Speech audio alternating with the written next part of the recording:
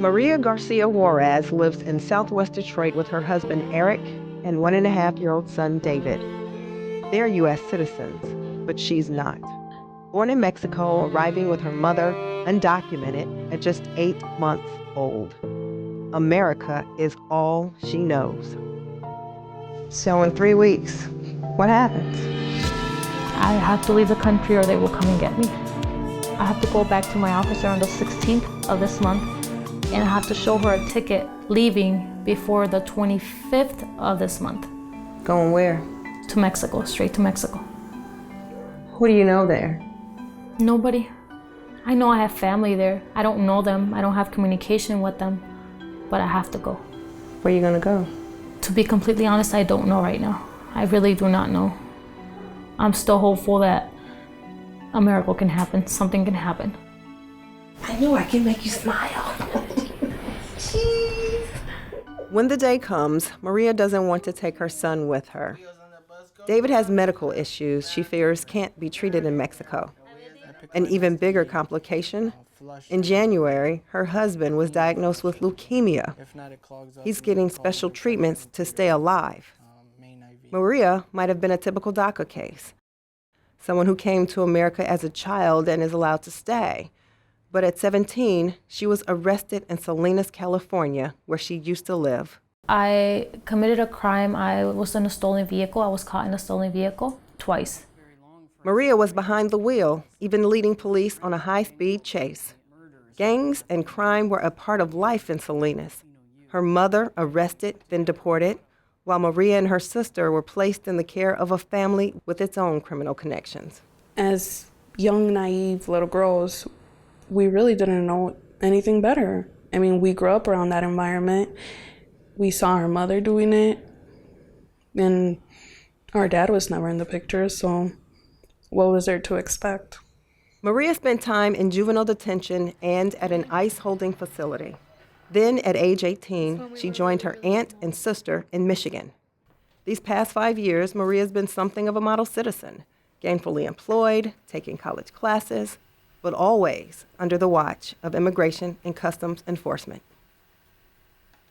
Maria's husband, Eric, has lost his hair from the chemotherapy, so he's camera shy, but he wants to talk. He's 22 years old. The truth is that in the next few weeks, my wife's gonna be gone. I gotta figure out how I'm gonna do with my son. Gotta figure out how I'm gonna do with my sickness. Try to stay strong.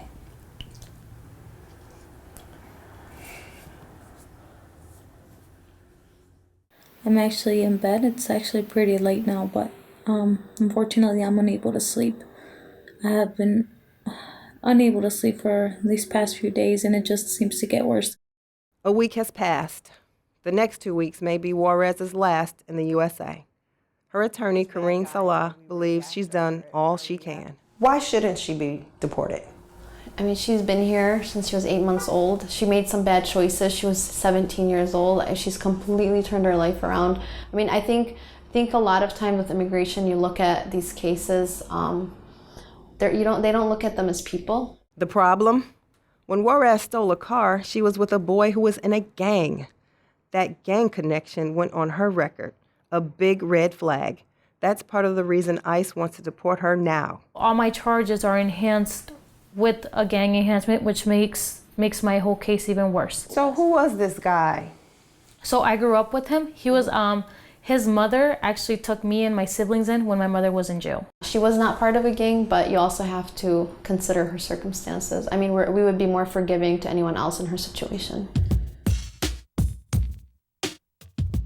I'm Julie Reynolds. I'm a reporter and the co-producer of Nuestra Familia, Our Family. Julia Reynolds has been reporting on gangs in Salinas for 15 years, even writing a book and producing a documentary about the gang violence there. People try to stay away from gangs. That means sometimes staying away from your own family. It might mean staying away from your best friends, your cousins. It's not a practical thing for a child to do in many situations, to say, oh, I'm not going to get in a car with a gang member. But how did Juarez get labeled a gang member when she said she was not? She says her public defender told her to plead guilty, not knowing it would hurt her chances to stay in the country later on. Her school counselor at the time Gina Jett confirms the situation. Your public defender tells you to plead guilty to gang enhancements, and you will be released. Remember, you are 17 years old.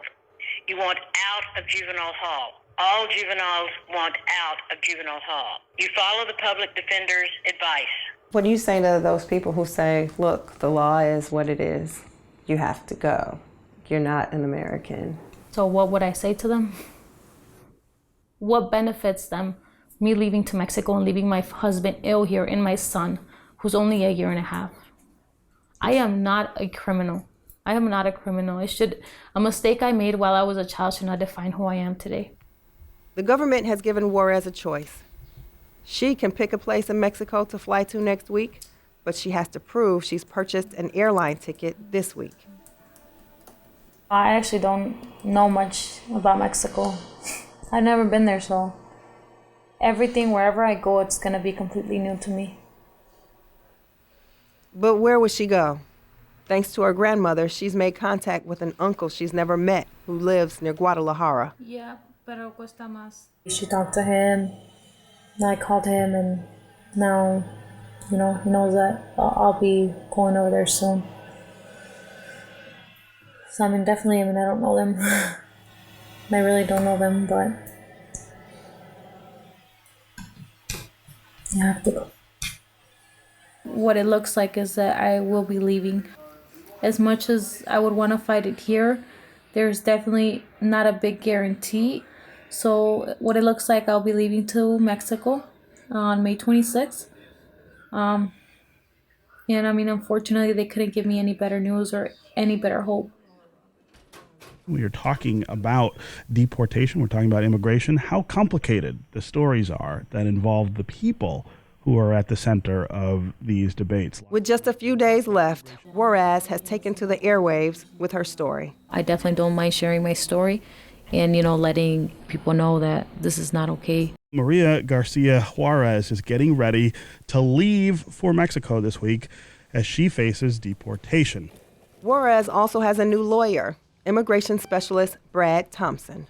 She was advised by previous immigration attorneys that because of her convictions, she would not be eligible for specifically deferred action for childhood arrivals, which is also abbreviated DACA. This looks like her last chance. All her hopes are riding on her immigration officer's decision. We've, in about 24 hours, put together a DACA application and an emergency stay of removal. And we were asking the discretion of the field office here in Detroit not to deport her. I went on Friday morning, I handed over the letter, and she told me, she said, I'm not going to see anything until I see the paperwork.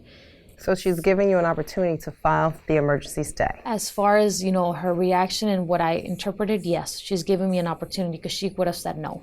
And from my understanding, as long as it's submitted, if it's pending, I cannot be deported until they make a decision on it, as far as I understand. Even with the emergency stay, Juarez doesn't expect it to last long, a few days, maybe a bit more. Then again, ICE could decide she doesn't have to leave at all. The stay doesn't work. What does Friday look like? So Friday, I have ICE is meeting me at the airport at 6:30 in the morning. They're gonna wait, I say goodbye to my family and they wait till my plane departs. Friday, May 26, 2017, the beginning of the Memorial Day weekend. For Maria Garcia Juarez, this is deportation day. Her family has come to Detroit Metropolitan Airport to say goodbye. There's still hope she might get the stay from ICE, based on the new papers she's filed last week. Inside that packet, ICE has Juarez's passport, and there's ICE's response to her request for a stay. ICE could decide in her favor, and she could get back in the car and go back to Southwest Detroit. To go? To go? To go? With the stay denied, she'll have to board a nonstop flight to Mexico City, where she'll connect to Guadalajara to meet an uncle she doesn't even know. Yes.